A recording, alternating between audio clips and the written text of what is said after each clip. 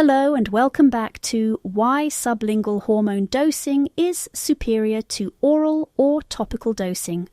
I'm Emily Clark and as always, I'm joined by Dr. Richard Nkwenti.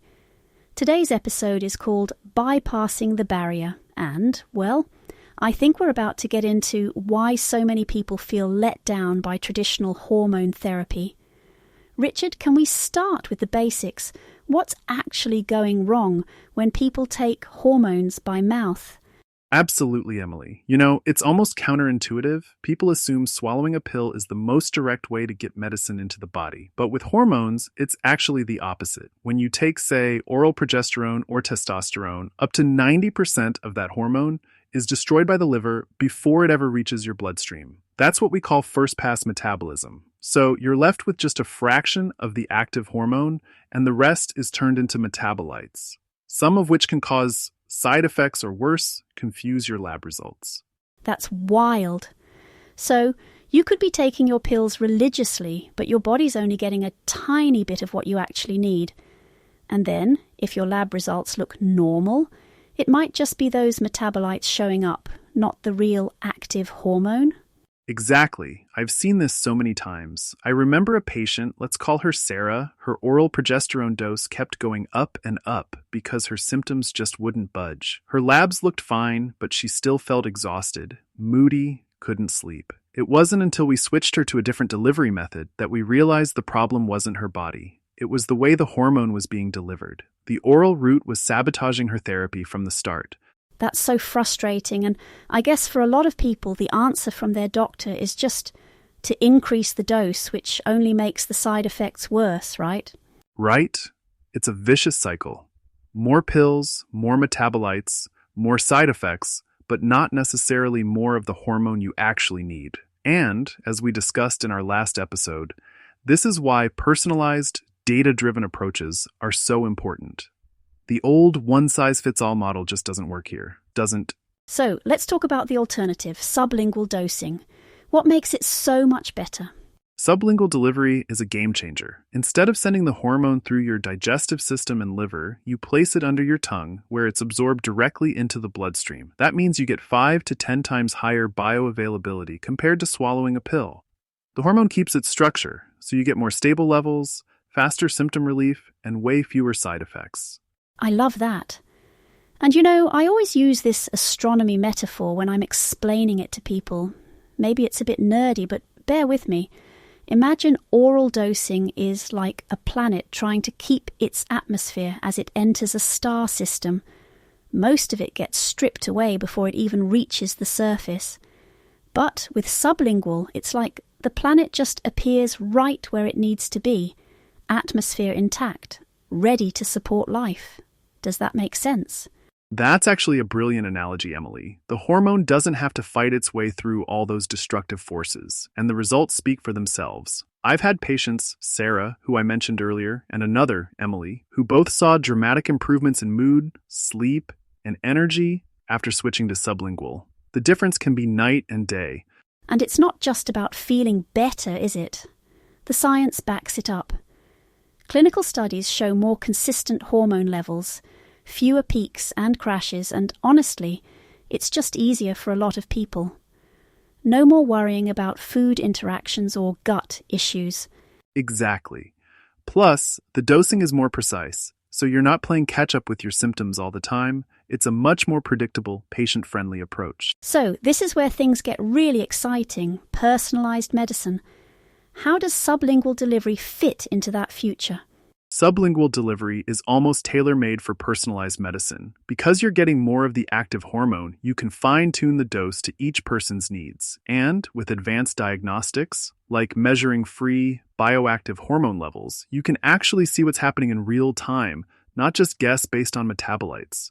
And it's not just the doctor, right? It's a whole team. Pharmacists, labs, sometimes even remote monitoring. I mean, telehealth is making it so much easier to keep tabs on patients and adjust things quickly. Absolutely. I keep a notebook of patient stories, and one that stands out is Lisa. She was struggling for years on oral estrogen. Her labs looked normal, but she felt terrible. When we brought in a multidisciplinary team, her doctor, a compounding pharmacist, and a lab that could measure free estradiol. We switched her to sublingual, monitored her remotely, and adjusted her dose based on both her symptoms and her real hormone levels. Within weeks, her mood stabilized, her sleep improved, and she finally felt like herself again. That's the future. Collaborative, data-driven, and patient-centered.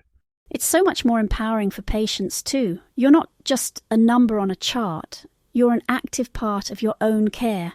And honestly, that's what medicine should be about. Exactly. The more we can personalize and adapt, the better the outcomes. And with technology, it's only going to get easier to do this at scale. Before we wrap up, I want to touch on something that confuses a lot of people, the controversy around hormone testing. Why do oral progesterone levels look higher in blood tests than sublingual, even though sublingual works better? Oh man, this is such a critical and honestly kind of frustrating thing that so many people, and even doctors, miss with progesterone. Let me break it down in a way that makes sense, because once you get this, it's like a light bulb moment for why some people feel amazing on progesterone, and others feel like it does nothing, even when their labs look good. Okay, so first, most standard progesterone blood tests, they're kind of like a bad translator. You ask for progesterone, but instead of showing you the actual active hormone your body can use, they mostly show you the broken down leftovers, metabolites, from what your liver chewed up. It's like ordering a steak and getting a receipt that says meat, but doesn't tell you if it's a filet mignon or ground beef scraps. Here's why that's a problem. When you take progesterone orally, it goes straight to your liver, which goes, snacks, and metabolizes like 90% of it into other stuff. Pregnanidiol, all these byproducts. Those byproducts still show up on standard blood tests as progesterone, so your levels look high. But the real, usable progesterone, only a tiny fraction actually gets through to your brain. Your uterus, your mood, your sleep, all the places you actually want it, so you could have perfect lab numbers, but still feel like garbage because your body isn't getting the active hormone it needs. Now, compare that to sublingual progesterone. You let it dissolve under your tongue, and boom, it skips the liver party and goes straight into your blood. Way more of the actual active progesterone gets where it needs to go. But here's the kicker. Because there are fewer of those metabolites floating around, your blood test might come back looking low, even though you're getting way more of the good stuff where it matters. It's like the test is lying to you. And this is why dosing gets wild. Because oral progesterone gets destroyed by the liver, you might need 300, 400, even 500 milligrams orally to get the same effect as 100 milligrams sublingually. That's a massive difference. So if someone's on oral progesterone and their doctor says, your levels are great, why are you still tired, anxious, is not sleeping? It's not that progesterone isn't working. It's that the test is measuring the wrong thing, and the delivery method is wasting most of it. So what's the fix? First, if you're using progesterone and not feeling it, consider switching to sublingual, transdermal, or even injections, anything that bypasses the liver. Second, if you are testing, ask for an LC-MS-MS progesterone test. That's mass spectrometry, it's way more accurate, or saliva testing, which measures the free active hormone. Otherwise, you're just guessing. Bottom line, progesterone isn't tricky. But the way we test and dose it sure is. And once you understand this metabolite mess, suddenly a ton of failed hormone therapy stories start making sense.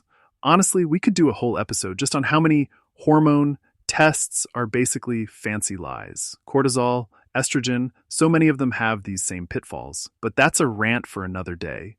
So, if you're just chasing numbers on a lab report, you might think oral is better, but in reality, patients feel better on sublingual because it's the active hormone that counts, not the leftovers from liver metabolism. Exactly. That's why it's so important to look at both the science and the patient's experience. Lab numbers can be misleading if you don't understand what they're actually measuring. It's about how you feel, not just what's on paper. That's such a good point. And I think it's a perfect place to end for today. We've covered a lot, from the hidden pitfalls of oral dosing to the promise of sublingual and the future of personalized hormone therapy. Richard, thanks for sharing your stories and expertise as always. Thank you, Emily. Always a pleasure. And thanks to everyone listening. Remember, your experience matters just as much as your lab results. We'll be back soon with more on optimizing your hormone health. Take care, everyone, and see you next time on Why Sublingual Hormone Dosing is Superior to Oral or Topical Dosing. Bye, Richard. Goodbye, Emily. Goodbye, everyone.